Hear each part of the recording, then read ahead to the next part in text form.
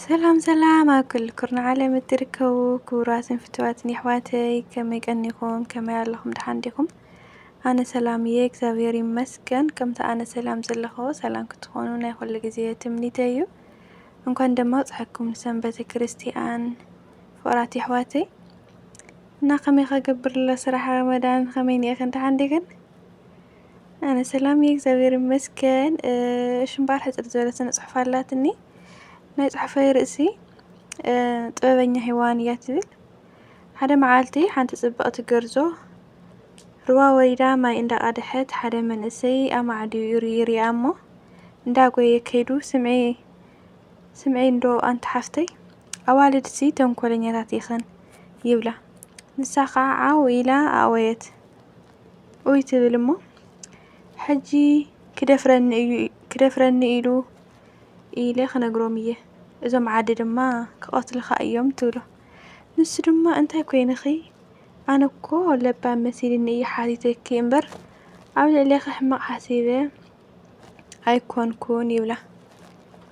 እዞም ዓዲ እናጎዩ ምስ መፁ ንሳ ነዚ ማይ ቀዲሓ ናብ ሩባ ይቅርታ ናብ ርእሱ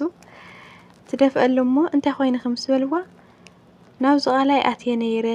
ክጠልቕ ኢለ ነይረ እዚ መንእሰይ እዚ ካብዚ ቓላይ ኣውፅእኒ በለቶም ንሳቶም ድማ ኣመስጊኖም ንዓዶም ተመለሱ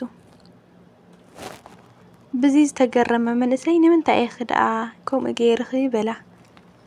ርኢኻ ኣዋልድ ጥበበኛታት ኢና ንዘውርደና ወይ ድማ ንዘሕሰረና ነውርዶ ንዘኽበረና ድማ ነመስግኖ ኢና ነኽብሮ ኢና ኩሉ ንኽእለሉ ኢና ኢላ ንሕትኡ መለሰትሉ እሞ ጓላት ኣንስትዮ ይቅርታ እሞ ደቂ ኣንስትዮ እንተኽቢርካየን የኽብራኻ እንተንዒካየን ድማ ይዕገሳኻ እንተፍቂርካየን ኣብዚሐን የፍቅራኻ ስለዚ ክብሪ ንዝግብኦ ክብሪ ንሃብ ጓል ሔዋን ንምኽባር ምኽንያት ኣየድልን ምኽንያቱ ካብ ፈጣሪ ንኣዳም ዝተውሃበቶ ክብርቲ ህያብ ስለ ዝኾነት